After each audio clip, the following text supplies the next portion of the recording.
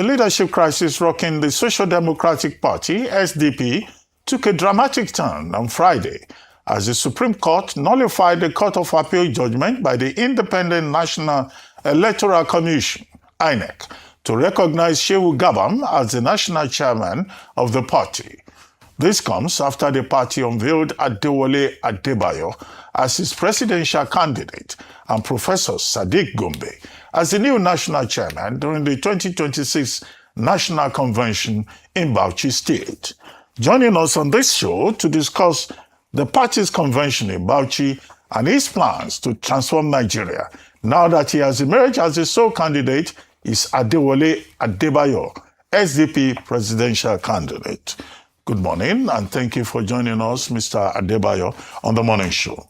Good morning, Dr. Abati, and good morning, Rufai, and my dear sister. Good to see you, and may God bless Nigeria. Okay, I guess congratulations will be in order, both at the party level and in terms of you emerging as the preferred, well, not preferred, you were a sole candidate, as the flag bearer of the Social Democratic Party.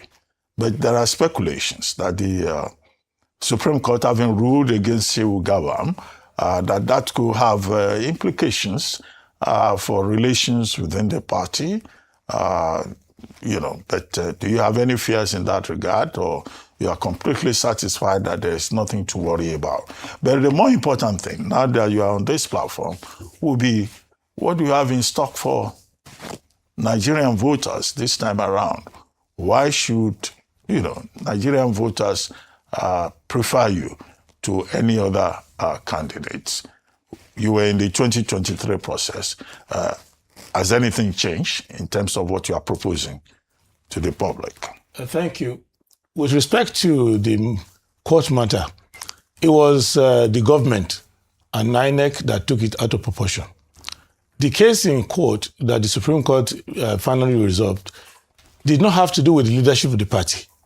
It had to do with the election we had in Ekiti State. Someone went to court to challenge the winner. Ambassador Alade is the winner of the governorship primary for SDP. He went to court to challenge that, and the court ruled that he wasn't an aspirant and had no local standard.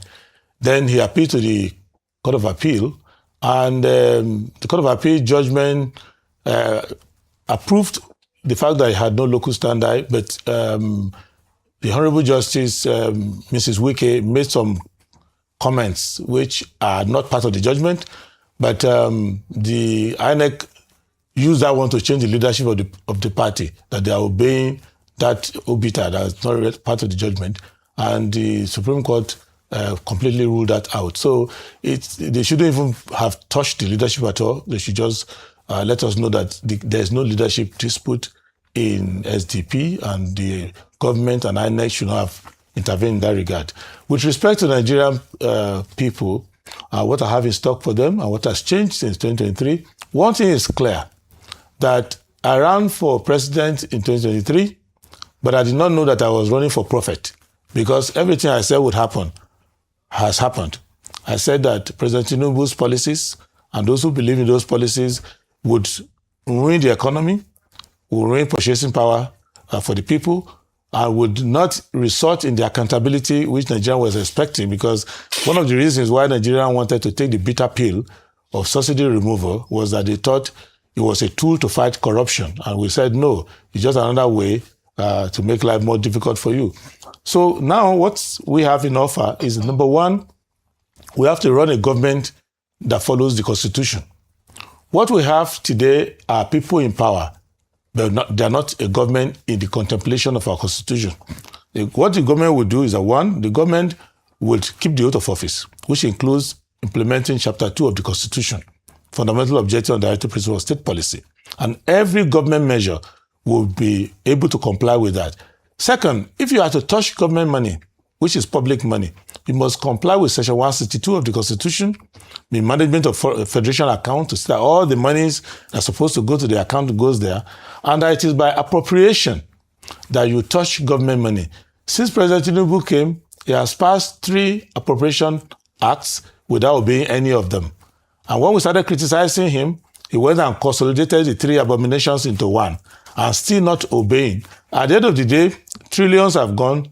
None of the projects is being accounted for, and every category of revenue is being abused. So once you address that, and you address the issue of corruption, and you address the issue of procurement, where the people in government are also not the contractors. It is not me, it's the President Tinubu himself in Lagos here, in front of camera, who said, that businessman I'm giving this coastal road is my business partner, and we're going to do a lot of business together.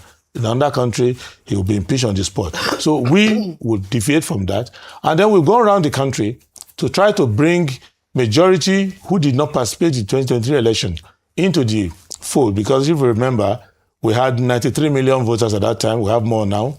And all the winners and losers combined, we were trading around 20 or 21 million voters. What happened to the rest, 80 million? Nobody could account for that. And we're going around to ensure that we go around the country and get people into that.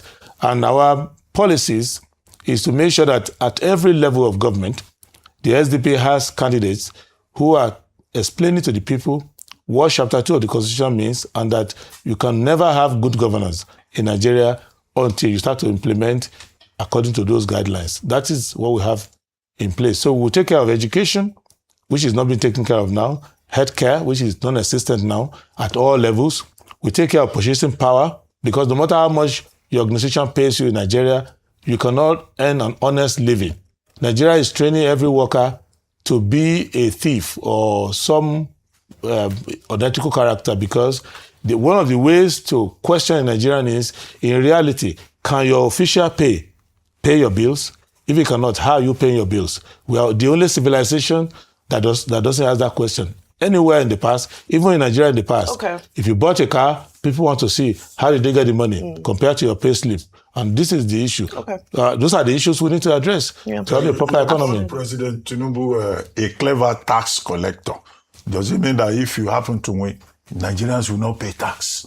So all of us will just, so that our salary can take us so. No tax. No. Is that your plan? No, that's not the plan. The plan is that you cannot form a government for the purposes solely of extracting tax from the people. What you do, you stimulate productivity. The essence of government is to facilitate. A government is a facilitator. A government is not a pickpocket. A government is a facilitator. You make sure that this young man who is driving Uber, if I invest a little in him, he can be manufacturing drones for me because he has intellectual capacity. So if you have a small business, you're not immediately trying to take the money of that business, small business. You think, oh, this is a small business that I can turn into a franchise that can grow. And I can grow across West Africa and have a new Nigerian brand producing this product. That's the idea. The idea is not what he is doing, which is to extract tax and kill you right at the beginning. Okay, well, I mean, that's debatable, but I'd like to go back to politics. Yes. So, Mr. Abimbola Tanda, what is his current role? If you are the presidential candidate for the SDP, what is the fate of Abimbola Tanda, who was also... We don't know him in SDP. We don't know him. Because he says he's also the presidential candidate. I could say I'm the Pope, but I'm not. So Catholics know who's the Pope. So the issue is that we don't know him and we don't comment on him. And I don't deal with agents. I know President Tinubu is the author of all of this drama. Do you have evidence? I have evidence. First and foremost, I know Dr. Abati works in Arise TV. If tomorrow I just announce myself, I say I'm the anchor of this show, people say, oh, where are you coming from? You have to join a political party. You have to have spoken about the political party. What they are doing is the same thing they are doing in other different political parties. Those agents, I'm not interested in them. I'm just letting President Tinubu know that you cannot be the candidate of APC, also the candidate of SDP, candidate of Labour. You can't be a candidate general of the Federation. You have to stick to your own party. You are the one who passed the law that says that nobody can belong to more than one political party. But the president wants to belong to every political party, also act as the chairman of INEC and a part-time Chief Justice of Nigeria. You don't speak of Mr. Tanda, who, according to reports, is also a presidential candidate of the SDP. You were landing on your points. Thank you, Vimbai. What I'm saying is that we don't know him, and we don't worry about that. The government recruits people from time to time to use for different things, and I don't know his more motives. But the SDP is a party well known. We have our membership. We have everything. If you go to INEC, our membership is clear there. And you just don't become presidential candidate of a party. At least you have spoken one day about the party. You will have been known in one branch of the party, at one level at the ward of the party.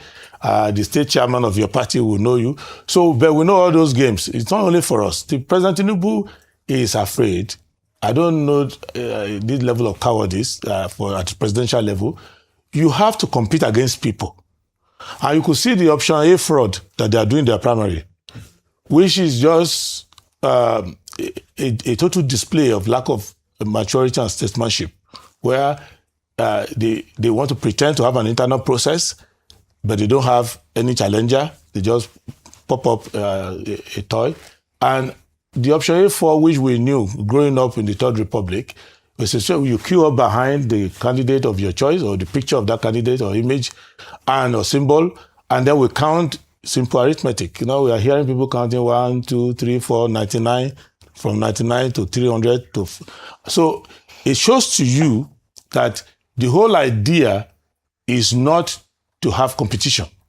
So, and they've mastered that in their own primary, and they want to master that by having pseudo candidates in other political parties, and they can have a coronation. Okay, so real quickly. Shehu Musa, Gabam, Dr. Oluwagunloye, Hajia, Majia, Miriam. This is the list we have on INEC. Are you okay with these people? Okay, let's look at the issue. Shehu Gabam was elected as our national chairman on June 8, 2022, together with Agunloye and all those names. The only one there that is a bit controversial is Shehu Gabam, because the complete executives that were elected, they remain in place.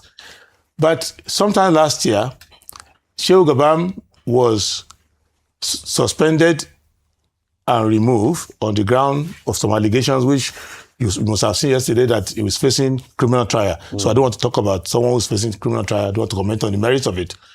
However, Aguilar too is facing his own trials. So Aguilar too is facing trial because of something not related to our party, related to something to do with government people, and they are dragging. That can be used to influence. It's like both trials. I don't want to comment on it. I know that anybody who follows the Aguilar matter will know that the government is just joking. But because before a high court judge, I can't say what's before a judge is a joke. So I will not go further than that.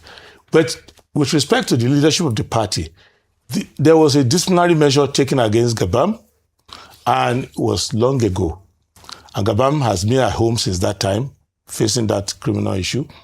Now, then suddenly, during this transition, government used the police to bring him. Prior to that, INEC went and overnight, over the weekend, tweak the message or the publication about the party on their website.